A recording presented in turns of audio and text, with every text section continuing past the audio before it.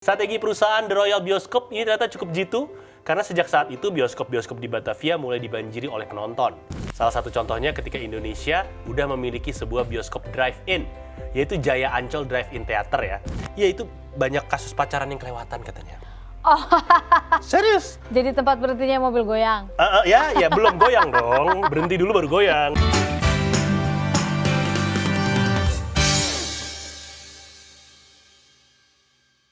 Hai Indonesia, balik lagi sama Nuka dan Ditan di sini ya. Dan kita masih membahas tentang bioskop di Indonesia yang ternyata sudah ada di Indonesia tuh ratusan tahun. Udah lama, dan ngomong-ngomong tentang sedikit bahas tentang bioskop pasar, gue sempat wawancara Marcella Zalianti di sini di Sweet Talk. Dia bilang bahwa tahun lalu tuh rencananya pengen membuat banyak lagi bioskop pasar di Indonesia. Oh, mengembalikan kali ya gitu maksudnya. Karena dulu udah banyak. Biar semua kalangan bisa nonton kali, gitu. Karena kan mungkin kalau yang di mall terbatas kali ya. Kalau di bioskop pasar kan mungkin bisa harganya juga beda dan masyarakat yang menengah ke bawah mungkin bisa menyaksikan, bisa nonton film gitu. Oke, dan selanjutnya kita bakal membahas mengenai perkembangan bioskop di tanah air dari masa kolonial hingga masa sekarang nih. Jadi nonton film di bioskop nih menjadi pilihan bagi sebagian orang untuk menghabiskan waktu senggang ataupun hari libur ya. Jadi fasilitas kayak layar yang lebih lebar dan audio yang berasa banget tuh Dolby menggelegar. Ini tentunya akan membuat suasana nonton film jadi lebih seru. Di awal kemunculan bioskop, nggak banyak masyarakat Indonesia yang dapat menikmatinya. Selain faktor bioskop belum didirikan di daerah-daerah selain di kota besar, harga yang dipatok juga terbilang mahal. Sebagian besar penikmat film bioskop saat itu berasal dari kalangan atas atau bangsa-bangsa Eropa. Di segmen kali ini kita bakal ngebahas tentang seperti apa sih perkembangan bioskop di tanah air. Oke ya, kita bahas dulu nih tentang bioskop pertama yang ada di Indonesia. Masyarakat Indonesia mulai mengenal film dan bioskop sejak tahun 1900-an saat masih dijajah oleh Belanda. Nah ini berarti kan udah lebih dari 121 tahun ya bioskop ada di tanah air. Pada tanggal 5 Desember 1900 sebuah surat kabar Bintang Betawi menampilkan sebuah pengumuman tentang pertunjukan film untuk pertama kalinya yang akan dimainkan di Batavia. Nah harga tiket yang dipatok saat itu dibagi ke dalam 3 kelas yaitu kelas 1 dengan harga 2 gulden, kelas 2 seharga 1 gulden, dan kelas 3 seharga setengah gulden. Film yang pertama kali diputar kala itu adalah film dokumenter tentang Raja dan Ratu Belanda yang masih bisu alias belum terdapat dialog. Iya, itu biasanya film hitam putih, gambarnya hitam putih. Ya Charlie Chaplin zaman dulu yang terkenal gitu. tuh. Jadi gambar yang ditayangkan di bioskop di masa itu juga sering bergetar dan gambarnya goyang. Kondisi ini membuat penonton di bioskop jadi kecewa, sehingga jumlah penonton menjadi menurun ya. Hal ini membuat pengusaha bioskop mulai mencari akal untuk menarik para penonton lebih banyak. Perusahaan bioskop di Batavia, namanya The Royal Bioskop, ini mulai menurunkan harga tiketnya dan membagi kelas-kelas dalam gedung bioskop berdasarkan, waktu itu masih berdasarkan ras dan juga status sosial ya. Strategi perusahaan The Royal Bioskop ini ternyata cukup jitu karena sejak saat itu bioskop-bioskop di Batavia mulai dibanjiri oleh penonton. Keadaan ini kemudian memicu beberapa perusahaan bioskop dari luar Hindia Belanda untuk mulai membangun gedung-gedung bioskop di daerah-daerah lainnya. Iya, terus fakta berikutnya dibuatnya undang-undang film dan bioskop. Nah, karena berkembangnya bisnis bioskop di Hindia Belanda, saat itu membuat pemerintah kolonial bergerak untuk mengatur masuknya film-film asing ke dalam negeri. Hal ini mendorong pemerintah kolonial membentuk ordonansi bioskop pada tahun 1916. Keberadaan ordonansi ini tidak membatasi gerak para importir film ya. Ordonansi bioskop lebih bersifat pengawasan pada mekanisme perizinan sebelum ditayangkan nih. Ordonansi ini seringkali dikenal sebagai komisi sensor. Nah, komisi sensor ini mulai diberlakukan di Batavia, Medan, Semarang, dan Surabaya yang merupakan pintu gerbang dari masuknya film-film impor gitu. Oke, dan bioskop pada masa penjajahan Jepang ini juga unik ya. Kalau tadi kan kita bahas masa kolonisasi Belanda. Nah ini sejak bulan Maret 1942, Jepang melarang seluruh kebudayaan barat di Hindia Belanda. Termasuk film-film impor yang kebanyakan berasal dari Amerika dilarang. Dan pada masa pendudukan Jepang, film-film yang dimainkan harus berisikan pesan anti-barat. Bagi pemerintahan Jepang, film akan dimanfaatkan sebagai wadah propaganda mengenai kehebatan dari Jepang. Usaha Jepang melakukan proses penghilangan nilai-nilai barat juga terlihat dalam penggantian nama bioskop. Para pengusaha bioskop yang nama bioskopnya masih menggunakan nama barat harus diganti dengan nama-nama Jepang. Contohnya istilah bioskop atau teater diganti dengan Gekijo. Seperti bioskop sentral di Bogor diganti nama jadi Toeo Gekijo. Ribet ya? Bukan lagi. Dan selanjutnya nih, fakta menarik pada masa Perang Revolusi. Jadi setelah proklamasi kemerdekaan Indonesia pada tanggal 17 Agustus 1945, keadaan perfilman Indonesia masih belum pulih ya. Hal ini juga berdampak pada bisnis bioskop yang masih lesu karena tidak adanya film dalam negeri yang diputar saat itu, maupun minimnya impor film dari luar negeri. Saat itu masyarakat Indonesia masih disibukkan dengan Perang Revolusi yang mempertahankan kemerdekaan Indonesia dari serangan Belanda. Guys. Nah, kita lompat ke periode 1970-an sampai awal tahun 2000-an. Ini memasuki tahun 1970-an, film dan bioskop Indonesia mengalami kemajuan banget. Salah satu contohnya ketika Indonesia udah memiliki sebuah bioskop drive-in, yaitu Jaya Ancol Drive-in Theater ya. Jadi bioskop mobil ini satu-satunya di Indonesia yang termegah dan paling modern di Asia Tenggara, diresmikan oleh Gubernur DKI Jakarta Ali Sadikin pada tanggal 11 Juli 1970. Di tahun 1978, pengusaha Indonesia Sudwi Katmono ini mendirikan Cineplex Jakarta Theater. Ini yang ada di Taman Ismail Marzuki nih. Iya, betul. Dan ini biasanya memiliki lebih dari satu layar dan berada di pusat perbelanjaan, restoran, ataupun pertokoan ya. Dan di tahun 1984, Sudwi Katmono mengambil alih bioskop Kartika Chandra dan mengubahnya menjadi Cineplex. Baru tuh di tahun 1987, Sudwi Katmono bersama dengan Benny Suharman mendirikan Cineplex 21 Group. Bioskop pertama mereka adalah Studio 21 yang berlokasi di Jalan MH Tamrin. Ini di Jakarta Pusat, dan sejak saat itu konsep bioskop ini terus dikembangkan oleh 21 Cineplex hingga tersebar di seluruh Indonesia. Betul banget. Terus fakta menariknya periode 2000-an hingga sekarang nih. Dalam perkembangannya, Cineplex 21 Group telah membentuk jaringan bioskopnya menjadi 4 merek terpisah. Yakni ada Cinema XX1, The Premier, Cinema 21, dan IMAX. Untuk target pasar yang memang beda-bedain ya kelasnya. Selain itu terdapat jaringan bioskop lainnya yang mulai beroperasi di Indonesia seperti CGV, Cinemax, Cinepolis, dan juga ada beberapa bioskop independen lainnya. Sampai awal 2020, maksudnya 2020, ini udah tercatat lebih dari 2.000 layar bioskop di Indonesia. Ini sebenarnya udah banyak, tapi sayangnya masih terpusat di Jawa dan kota-kota besar, di Pulau Jawa dan kota-kota besar. Betul. Ini dari hasil gue ngobrol sama Ketua Parvi tahun lalu si Ibu Marcella Zalianti ya.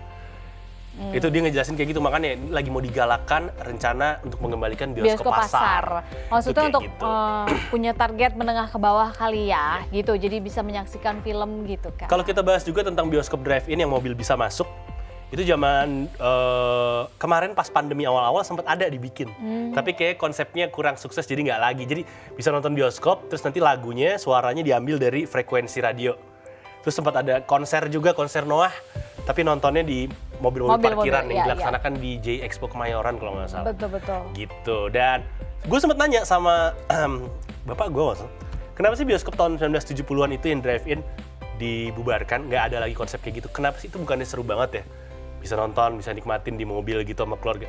Ya itu banyak kasus pacaran yang kelewatan katanya. Oh, serius? jadi tempat berhentinya mobil goyang? Ya belum goyang dong, berhenti dulu baru goyang. Gitu. Iya maksudnya gitu. Jadi karena kurang etis lah ya. Malah yang ada mungkin jadinya kok pas diperhatikan pada nggak nonton film. Iya, gitu. akhirnya film itu akhirnya konsep drive-in itu tidak diadakan lagi di Indonesia. Iyalah, mungkin belum bisa ya gitu. Oke, kita masih akan berbicara tentang bioskop di Indonesia. Kira-kira masih ada apa aja ya? Masih ada serba-serbi tentang bioskop di Indonesia. Selain satu ini, jangan kemana-mana, tetap di Hai Indonesia. Berbagi cerita dan berita untuk Indonesia lebih baik.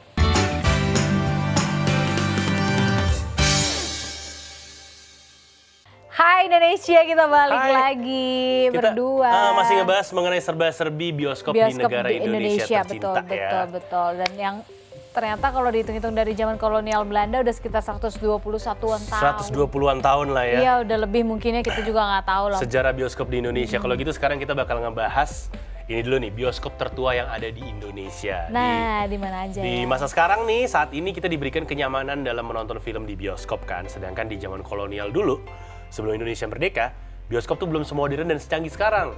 Jadi kalau dibandingkan dengan kondisi bioskop yang kita jumpai saat ini, tentunya bioskop pada era dulu jauh berbeda. Berikut kita punya beberapa bioskop jadul yang ada di Indonesia. Yang pertama ada namanya Bioskop De Orange.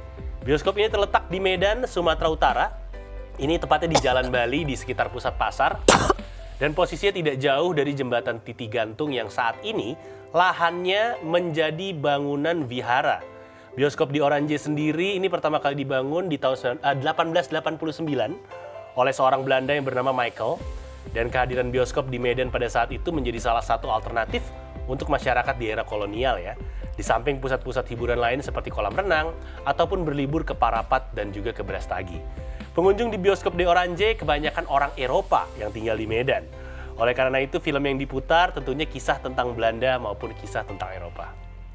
Iya, terus ada juga bioskop Talbot Tanah Abang nih ya. Bioskop ini merupakan bioskop pertama yang sudah ada sejak tahun 1900.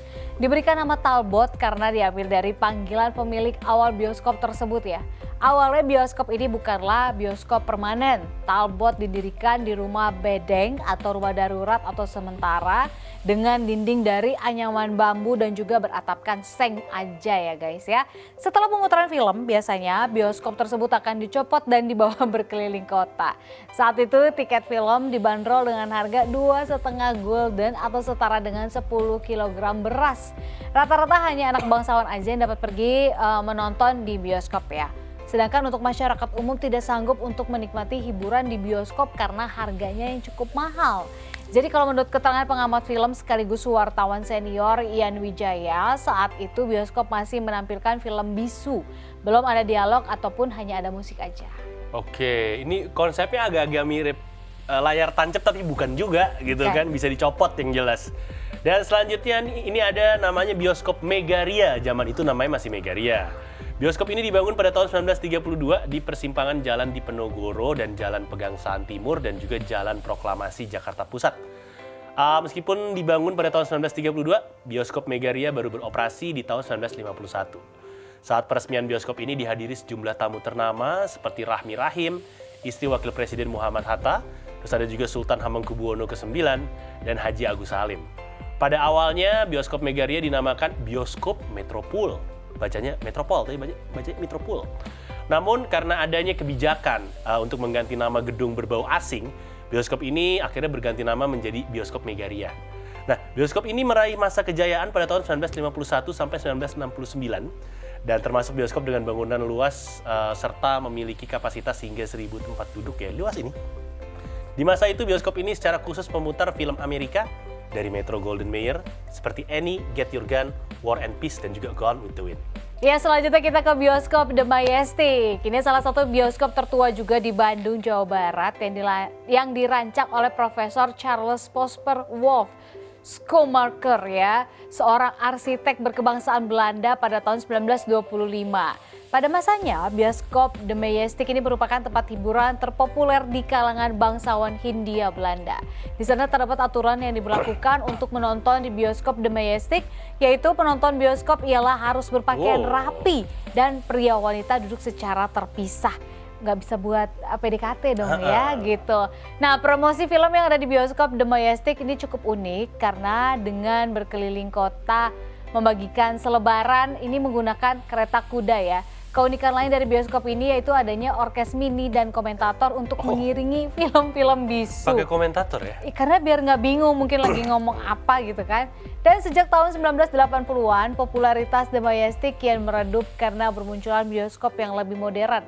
Kemudian pada tahun 2002 bangunan bioskop jadul tersebut direvitalisasi menjadi gedung pertemuan yang kita kenal dengan nama Asia Afrika Culture Center yang sekarang. Di Jalan Asia Afrika berarti. Betul. Selanjutnya ada namanya Bioskop Indra. Ini bioskop yang berada di lokasinya di wilayah barat Pasar Beringharjo ya. Masih di kawasan Malioboro, Yogyakarta. Ini merupakan bioskop pertama yang ada di kota Yogyakarta. Bioskop Indra sendiri dibangun pada tahun 1916, masih zaman kolonial Belanda. Awalnya bioskop Indra itu bernama Alhambra. Pasca kemerdekaan, bioskop Alhambra berganti nama menjadi Bioskop Indra, kepanjangan dari Indonesia Raya. Di masanya sendiri, bioskop Indra ini dibagi menjadi dua kelas berdasarkan status sosial masyarakat pada masa itu. Gedung pertama bernama Alhambra, ini diperuntukkan bagi kelas sosial atas seperti orang-orang Eropa, pejabat atau pengusaha Tionghoa. dan juga bangsawan keraton. Kemudian kelas kedua diberi nama maskot. Ini diperuntukkan bagi kelas pribumi waktu itu. Oke, dan di tahun 1983 manajemen bioskop Indra. Tadi apa singkatannya? Indonesia Raya. Cocok juga ya, Indra. Nah, beralih akhirnya ke NV, peredaran film dan eksploitasi bioskop Indonesia atau Pervebi. Dan NV Pervebi sendiri merupakan pengusaha bioskop di wilayah daerah istimewa Yogyakarta dan Jawa Tengah pada masa itu ya. Dan memasuki era milenium nih, masa kejayaan bioskop Indra mulai memudar akhirnya. Karena aktivitas bisnis perfilman yang surut membuat bioskop Indra berhenti beroperasi. Kemudian aset tanahnya diambil alih oleh Pemda Daerah Istimewa Yogyakarta dan gedung yang dulu kosong dan hampa kini disulap menjadi lapak baru bagi pedagang kaki lima di Malioboro. Oh itu awalnya. Masih dekat Beringharjo situ. Baik. Akhirnya saya tahu ya. Paham? Paham, Pak. Gitu. Tapi unik ya cita-cita sejarah tentang bioskop-bioskop di Indonesia. Yang rata-rata sekarang udah nggak ada tadi. Udah nggak ada atau bangunannya udah direvitalisasi. Iya, udah diperbarui lebih baru. Atau ada yang waktu itu kita pernah bahas. Jadi kalau biasanya sekarang promosi film bioskop itu pakai pakai print-printan gitu kan, pakai layar raksasa yang di-print dari kain. Tapi masih ada juga kan bioskop di Jawa yang masih pakai lukis manual. Itu dia. Itu ya. bioskop gue dulu tuh lukis manual. Kayak bioskop pasar ya, gitu kan dulu spanduk-spanduknya tuh nggak ada yang di-print, tapi semuanya dilukis. digambar, semuanya dilukis. Gitu. Itu salah satu hal yang masih cuma satu bioskop setahu gue yang masih melukis gambar-gambar film promosinya. Pasar Senen udah nggak ada ya? Udah nggak ada. Udah beda. Kalau nggak dia udah di-print. Iya. Kecuali waktu itu gue pernah lihat untuk film-film zaman dulu mungkin masih pakai kain. Karena ngambil yang dulu mungkin ya. Betul. Gitu. Oke, tetap di HI Indonesia. Berbagi cerita dan berita Untuk Indonesia lebih baik.